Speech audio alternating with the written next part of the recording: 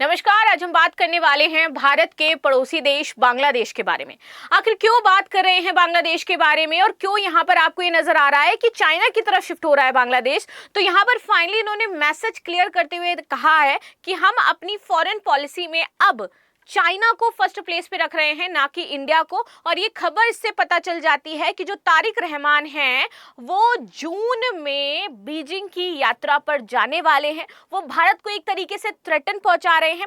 साथ ही साथ एक नया रीजनल ग्रुप क्रिएट कर रहा है यहाँ पर चाइना, जिसमें वो शामिल हो सकते हैं। और ये ग्रुप किसके लिए क्रिएट किया जा रहा है, क्यों क्रिएट किया जा रहा है, इससे होगा क्या, इन सारी चीजों के बारे में बात करेंगे। और साथ ही साथ इंडिया को टेंशन लेने की जरूरत कितनी ज्यादा हो जाती है, इस पर भी हम चर्चा करने वाले हैं। और इसका इफेक्ट क्या पड़ेगा भैया हमारे और बांग्लादेश के रिलेशंस पर, ये भी समझेंगे। And this is the news जो हमारी चर्चा में चल रही है। Tariq Rahman step in the South Asia hardest balancing act, Bangladesh sets its India's tie by seeking China's aid for Teesta river project. And this is the news. यहां पर एक सबसे इंपॉर्टेंट चीज जो आपको देखनी है, पहले तो ये देख लो कि भैया वो विजिट पर जा रहे हैं। एंड दूसरा सबसे इंपॉर्टेंट कि यहाँ पर जो रहमान है इन्होंने अपनी फॉरेन पॉलिसी को पूरी तरीके से ग्रेजुअली क्लियर कर दिया है। क्लियर कैसे किया है? प्रीवियसली होता ये था कि जब भी बांग्लादेश में कोई नया प्राइम मिनिस्टर बनता था तो वो हमेशा पहले विजिट करता था कहाँ पर, इंडिया पे। लेकिन इन्होंने क्या किया है, इसको चेंज कर दिया है और अब ये चूज कर रहे हैं इंडिया से ऊपर किसे, चाइना को। और चाइना के यात्रा पर ये जाने वाले हैं। तो इनकी फॉरेन पॉलिसी में फर्स्ट प्लेस इन्होंने चाइना को दिया है और बीजिंग की यात्रा पर ये जा रहे हैं। And this is the news. और इनका बोलना है कि भैया हमारे लिए हमारी इकोनॉमी बहुत इंपॉर्टेंट हो जाती है, हमारे लिए ये तीस्ता प्रोजेक्ट बहुत इंपॉर्टेंट हो जाता है। तो हम तीस्ता प्रोजेक्ट के रिस्टोरेशन के लिए हमने चाइना को चूज किया और वहां पर हम जरूर जाएंगे। अब जब इतनी बात हो ही रही है तीस्ता तीस्ता तीस्ता, तो आखिर क्या हो जाता है भैया ये तीस्ता, तो इसके बारे में भी देख लेंगे। पहले थोड़ा सा मैप से समझ लो, यहाँ पर आपको थोड़ा बहुत दिखाई देगा। और ये सिलीगुड़ी कॉरिडोर को जो स्पेशली यहाँ पर मेंशन किया गया है ना, इसको आप याद जरूर रखना, क्योंकि इस पूरे मुद्दे में जो कंसर्न है इंडिया के लिए सबसे बड़ा, that is this Siliguri corridor. और हमारा जो सबसे बड़ा जो नेशनल सिक्योरिटी कंसर्न हो जाता है वो यही हो जाता है। चलिए आगे आ जाते हैं, बात कर लेते हैं थोड़ा सा हम इसके बारे में। अब यहाँ पर देखो ये पूरा फ्लो आपको दिखाई दे रहा होगा किसका, तीस्ता रिवर का। इधर यहाँ पर तीस्ता रिवर, ऊपर देखो सिक्किम इंडिया, एंड देन इसके बाद यहाँ पर चुंगनाथ, मंगन, सिंगतम, रांगपो, एंड देन इसके बाद यहाँ पर वेस्ट बंगाल इंडिया होते हुए आगे यहाँ पर देखो सिलीगुड़ी जो पड़ जाता है, जलपाईगुड़ी पड़ जाता है, रंगपुरा, एंड देन फिर वो बांग्लादेश में प्रवेश करके आगे चली जा रही है। अब जो सबसे बड़ी प्रॉब्लम इन दोनों के बीच में हो रही है, अगर हम बांग्लादेश के लिए बात करें तो बांग्लादेश ये कहता है कि भैया ये ना हमारे लिए जीवन रेखा के समान है और हम इस तीस्ता नदी पर एक स्थायी व्यवस्था चाहते हैं, क्योंकि हमारे यहाँ लोगों को यहीं से सिंचाई की जो नहरें हैं वो प्राप्त होती हैं, यहीं पर तटबांधों से कई अधिक व्यापक होगा। तो बांग्लादेश वर्षों से ये चाह रहा था कि हम इस पे एक स्थायी एक हमें वो मिल जाए कि भैया कितना पानी किसको मिलने वाला है, तो हम शांत हो जाए। ये चाहते थे कि हमें क्या मिले, 55% पानी इंडिया चाहता था हमें मिले, और ये चाहते थे कि 55% पानी हमें मिले। यार दोनों के बीच में 55 और 50% के बंटवारे को लेकर के बातचीत हो रही थी, लेकिन यहाँ पर ये मामला आगे तक बन नहीं पाया। ये नदी जो है वो देश के उत्तरी जिलों की जीवन रेखा है, जो कृषि और मत्स्य पालन के माध्यम से लाखों लोगों का भरण पोषण करती है। फिर पश्चिम बंगाल और अंततः बांग्लादेश में जाकर के मिलती है। ठीक है, आपदस्थ जो प्रधानमंत्री शेख हसीना थी, इसके कार्यकाल के दौरान अगर हम बात करें तो ढाका ने बार बार ये उम्मीद करी थी कि हमारा यानी कि भारत का तीस्ता नदी का जो प्रोजेक्ट है दोनों के बीच में कोई ना कोई फाइनलाइज हो जाएगा और कोई ना कोई हम समझौता कर लेंगे। लेकिन उस समय जब ये शेख हसीना जी की सरकार थी, उस समय क्योंकि हमारे संबंध बहुत अच्छे थे तो हम लोग यहाँ पर तीस्ता के बारे में बातचीत कर रहे थे, प्रोजेक्ट को फाइनलाइज कर रहे थे। लेकिन जैसे ही शेख हसीना की सरकार यहाँ पर गिरती है, यूनुस आ जाते हैं, तो उनका भी रुख एंटी इंडिया हुआ। और जैसे ही यूनुस सरकार आए तो फिर ये तीस्ता प्रोजेक्ट हमारे हाथ से चला गया। ठीक है, आगे आ जाते हैं। तीस्ता रिवर भारत और बांग्लादेश में मेनली विवाद जल बंटवारे को लेकर के हो जाता है, क्योंकि ये नदी सिक्किम और पश्चिम बंगाल से होकर के बांग्लादेश में जाती है, जैसे मैंने मैप में दिखाया। विवाद यही था कि भैया जब सूखे का मौसम आता है, यानी कि दिसंबर और मार्च के टाइम तक पूरा यहाँ पर जो बांग्लादेश है वहां पर सूखा पड़ जाता है।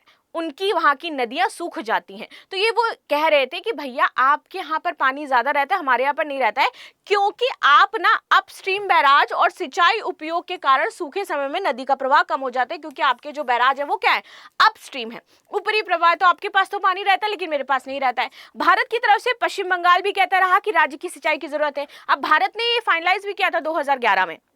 भारत और बांग्लादेश ने एक मसौदा तैयार किया था इस तीस्ता रिवर के समाधान को लेकर के, लेकिन चूंकि उस समय पश्चिम बंगाल में ममता बनर्जी की सरकार थी और वो अड़ गई थी कि भैया हम नहीं फाइनलाइज करने देंगे ये, क्योंकि हमारे यहाँ पर भी लोगों को इस तीस्ता से पानी मिलता है और चूंकि ये पश्चिम बंगाल से होकर के गुजरती है तो हमारे यहाँ के लोगों को पानी नहीं मिल पाएगा, इसलिए हम प्रोजेक्ट फाइनलाइज नहीं करने देंगे। और 2011 में जब ये मसौदा तैयार हुआ तभी खत्म हो गया और उस समय तीस्ता पर कोई भी एक जो हल निकलना चाहिए था वो नहीं निकल करके आया और वो लंबे समय तक चलता रहा यही वाला विवाद। और इसके बाद फाइनली जब शेख हसीना की सरकार चली गई और यहाँ पर यूनुस सरकार आती है तो यूनुस ने तुरंत वही रुख अपनाया जो अभी ये तारिक रहमान अपना रहे हैं। वो डायरेक्ट जाता है और चाइना से इसके डेवलपमेंट को लेकर के एक डील फाइनलाइज करके आ जाता है। चलिए आगे आ जाते हैं और देख लेते हैं जिस बैलेंसिंग एक्ट की ये बात करें आखिर ये कौन सा बैलेंसिंग एक्ट हो जाता है। और ये है यूनुस खान जो समय समय पर, क्योंकि ये एंटी इंडियन तो रही हैं स्टार्टिंग से, बार बार धमकी भी देते रहे हैं, चाइना की गोद में भी बैठे हैं जाकर के बहुत बार। इन्होंने कई बार ये थ्रेट भी किया है कि 7 states of India are landlocked. Yunus says Bangladesh only guardian of ocean and invite China to make a extension.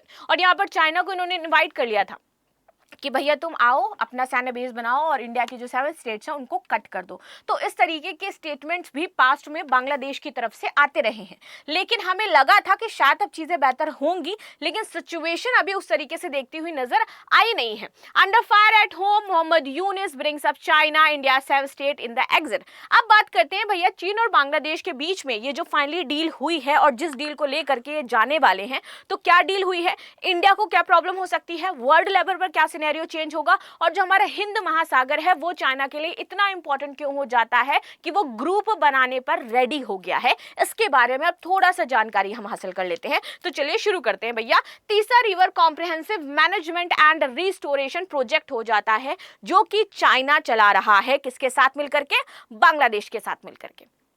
ठीक है, ये इनका भी करार हुआ है और ये उस प्रोजेक्ट का नाम हो जाता है। इसमें क्या करेंगे, तो पहले ये तीस्ता का पूरा समग्र अध्ययन करेंगे, फिर उसके बाद ये देखेंगे कि कैसे इसमें बाढ़ नियंत्रण किया जाए और उसकी जो जल धारा है उसको कैसे सुधारा जाए, प्लस इसमें नदी के पर्यावरण और पारिस्थितिकी की बात करेंगे, सिंचाई के लिए बहाली का काम करेंगे और बेहतर यहाँ पर आपके क्षेत्रीय विकास को ये बढ़ावा देंगे। तो इस तरीके से ये प्रस्तावित परियोजना में महत्वपूर्ण चीजें भी हमारी शामिल हो जाती हैं, जैसे कि ये नदी का जो ड्रेनिंग है यानी कि गाद है उसको हटा करके उसको और गहरा करना ताकि उसमें और पानी हमारा आ पाए, तटबंधन का ये निर्माण करेंगे। और ये सब पैसा कौन दे रहा है, फंडिंग इसमें पूरी की पूरी चाइना की फंडिंग हो जाएगी और चाइना इसमें ये काम करेगी। चाइना अपनी टेक्नोलॉजी भी देगी, चाइना अपना पैसा भी देगी, सेम वही। अब आपको एक चीज मैं दिखाती हूँ कि चाइना ने ये ऐसा क्यों किया है। अभी कोई एक इमेज आपको दिखाई देगी और इमेज से आपको पता चलेगा कि भाई बांग्लादेश जो है ये अगेन एक गलती कर रहा है बहुत बड़ी, जो उसको आगे रियलाइज भी होगी। और ये तो चाइना की डिप्लोमेसी हो जाती है कि वो क्या कहता है, भैया तुम हमसे डेप्ट लो और फिर उसके बाद हम जो तुमसे कहें वो तुम काम करो और मेरे बीआरआई में शामिल हो जाओ। ठीक है, बाढ़ नियंत्रण, भूमि पुनरुद्धार, जल भंडारण सुविधा और नदी प्रबंधन का काम करेगा। इससे इनको ये लाभ होगा कि भैया बाढ़ और कटाव की कमी होगी, इनके पास पानी ज्यादा रहेगा, सिंचाई व्यवस्था में सुधार होगा, वहां के लोगों के जो आजीविका है उसमें सुधार होगा, प्लस नदी के प्रवाह को ये बेहतर कर पाएंगे। पूरा प्रोजेक्ट में जो वित्तीय सहायता है 550 मिलियन डॉलर की ली है बांग्लादेश ने चाइना से, और ये वापस नहीं करना होगा क्या। लेकिन आगे आ जाते हैं। अब देखो भारत के प्रभाव के संतुलन की अगर बात करें, जो कि हमारा बैलेंसिंग इंडिया है, जो कि इंडो पैसिफिक रीजन में अगर हम बैलेंस की बात करें तो भैया ये भारत हो जाता है, ये हो जाता है बांग्लादेश। चाइना जो है इसमें इंडिया को दो तरफ से घेरना चाहता है, एक तो ये बांग्लादेश और एक उधर हो जाता है किधर से, पाकिस्तान से। तो ये क्या मिल रहे हैं, ट्राई एक तरीके से ग्रुप बना रहे हैं, ट्राई जंक्शन क्रिएट कर रहे हैं कि हम भैया यहाँ से परेशान करेंगे तुम यहाँ से, और ऊपर तो मैं यहाँ पर बैठा ही हुआ हूँ।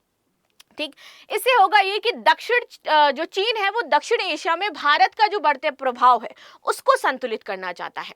पाकिस्तान और बांग्लादेश के साथ अपने संबंधों को इसीलिए वो मजबूत भी कर रहा है। अब यहाँ पर देखो इसने पाकिस्तान के साथ कैसे मजबूत किया अपने रिश्तों को, तो उसने पाकिस्तान के साथ एक डील साइन करी जिसका नाम था ऑल वेदर डील्स।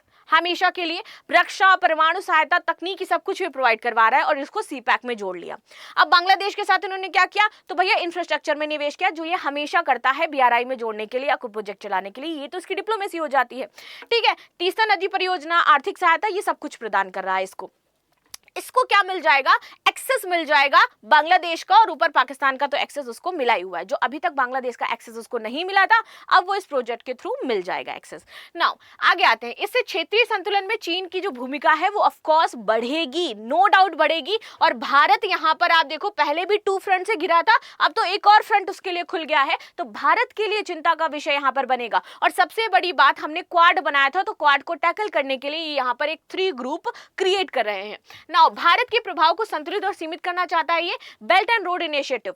अब चारों तरफ से भारत घिर जाएगा, समुद्र के रास्ते से भी और ऊपर से भी। नाउ भारत के लिए चुनौतियां ये होंगी कि भैया पड़ोसी देशों में भारत का प्रभाव कम होकर के चाइना का प्रभाव है ना। रणनीतिक घेराबंदी होगी, क्षेत्रीय मंचों पर चीन का प्रभाव ज्यादा होगा, क्योंकि जब भी इंडिया कोई मत रखेगा तो भारत के ही पड़ोसी देश भारत के खिलाफ ही वोटिंग करने पे आ जाएंगे, वो चाइना के पक्ष में चले जाएंगे। ये सबसे बड़ी समस्या हो सकती है।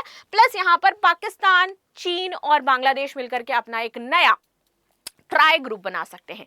नाउ अब इस इमेज से देखना, आपको पता चलेगा ये पूरा, ये क्या है, इनका बीआरआई प्रोजेक्ट, यानी कि ये सक्सेसफुल है पूरी तरीके से। इधर आप देखोगे तो ये वो बीआरआई प्रोजेक्ट है जो कि इन्होंने स्थलीय मार्ग में बना रखा है, ठीक है। जहां पे देखो चाइना, मध्य एशिया पहुंच रहा है, यहाँ से रशिया, पूरा यूरोप तक इसने एंट्री कर ली। फिर यहाँ से आप देखोगे चाइना, दक्षिण एशिया, पश्चिम एशिया और भूमध्य सागर तक इन्होंने एंट्री कर दी, और यही इनका मेन मोटिव था।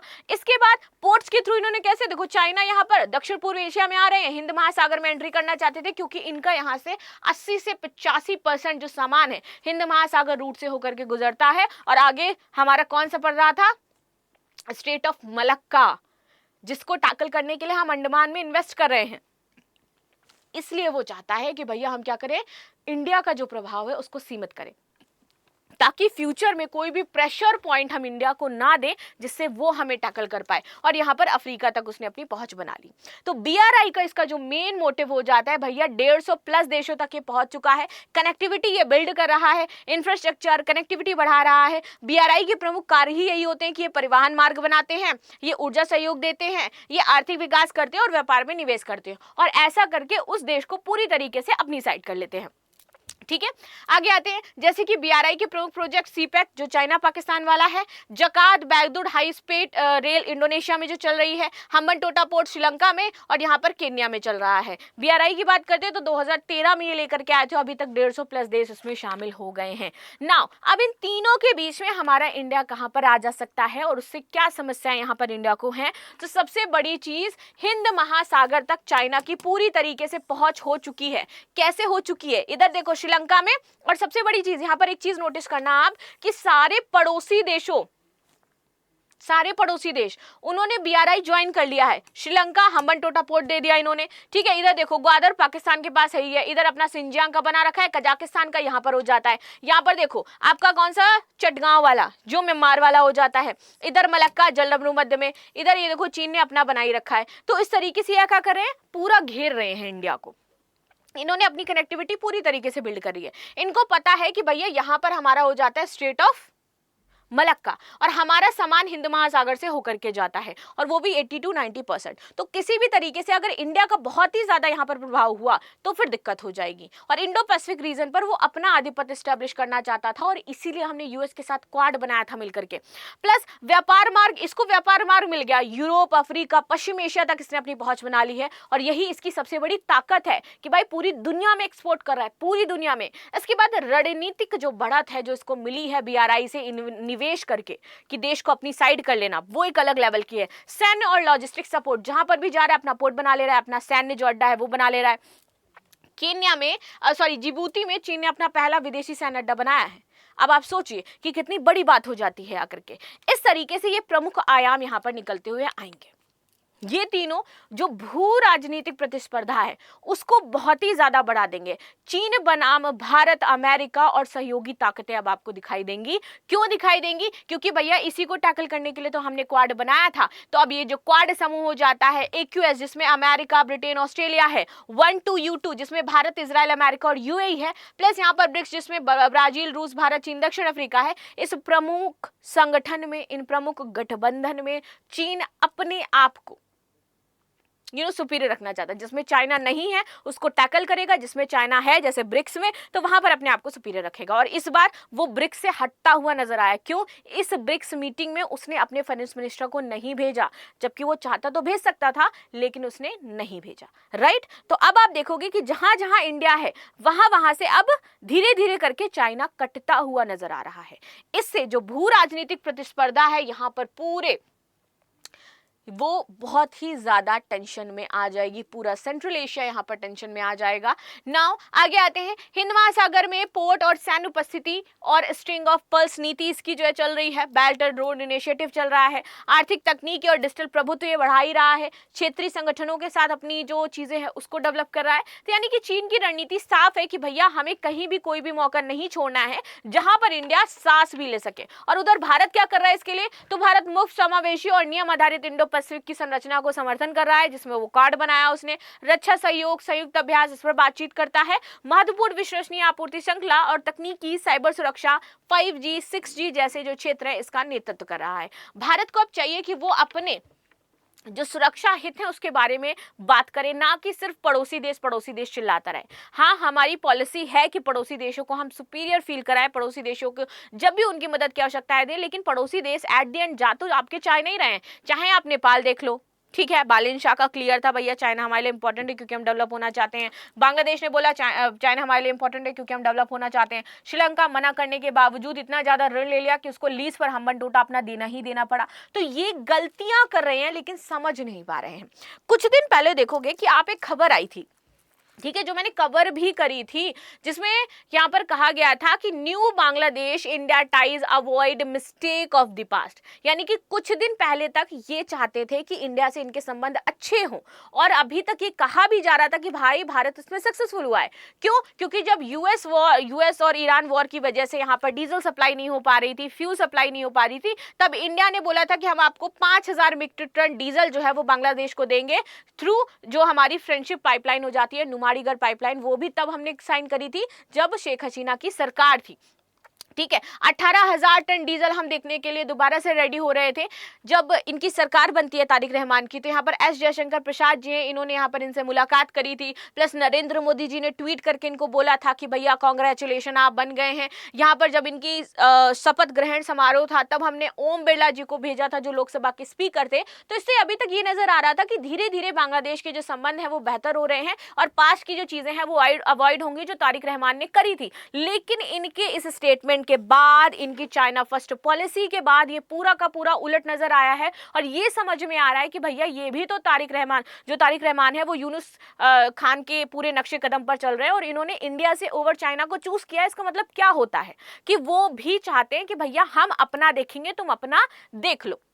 लेकिन सबसे बड़ा पॉइंट जो फंस रहा था इनका, विच इज व्हाट, कि इंडिया, रशिया और बांग्लादेश इनका फर्स्ट न्यूक्लियर पावर प्लांट था ऊर्जा को लेकर के। तो तब इन्होंने बोल दिया कि भैया हम तो चाहते हैं कि हमारे बीच में दोस्ती रहे। लेकिन अचानक से इस बदलाव का कारण क्या हो जाता है? क्या अब इंडिया इनका फर्स्ट न्यूक्लियर पावर प्लांट बनाने में मदद करेगा या फिर इंडिया भी विचाराधीन कर देगा? क्योंकि फंसे तो आप भी हो, देखो फंसे ऐसे हो क्योंकि अगर आप हमें धमका रहे हो कि हमारा जो गंगा डिस्ट्रीब्यूशन वाला प्रोजेक्ट है वो खत्म होने वाला है जुलाई में, तो आप उसको लेकर के हमें डरा धमका रहे हैं, तो भैया आपके यहाँ पे भी रूपपुर में हमें फर्स्ट न्यूक्लियर जो पावर प्लांट है वो डेवलप करना है, तो हम इससे अपने आप को विड्रॉ कर लेंगे, हमें कोई समस्या नहीं हो जाती है। तो अब आगे क्या होता है कि आप इनकी ही गोद में बैठेंगे जा करके, या भारत के साथ अपने संबंधों को बेहतर करना चाहते हैं? इंडिया इसको लेकर के क्या स्टेप लेगा? क्या नेक्स्ट इसमें सिचुएशन हमें देखने को मिलेगी? क्योंकि देखो रीजनल सिक्योरिटी बहुत ही ज्यादा जरूरी हो जाती है, पड़ोसी देश भी इंडिया के लिए बहुत ही ज्यादा जरूरी हो जाते हैं। लेकिन अगर एक एक करके हर जगह पर चाइना अपना आधिपत्य जमाता रहा तो नो डाउट फ्यूचर के लिए इंडिया के लिए बहुत बड़ी समस्या होगी और तब शायद वो हम टैकल भी नहीं कर पाएंगे। तो इतना सॉफ्ट बन करके, इतना सॉफ्ट पावर बन करके अगर हमें यही मिलना है कि पड़ोसी देश एट द एंड हमारे साथ यही करें, तो मुझे लगता है कभी हार्ड और स्ट्रिक्ट डिसीजन भी इंडिया को ले लेने चाहिए। बाकी आपकी क्या राय है जरूर बताइएगा। मिलते हैं नेक्स्ट क्लास में, तब तक के लिए धन्यवाद। लाइक शेयर सब्सक्राइब करना बिल्कुल भी ना भूलें and thank you so much.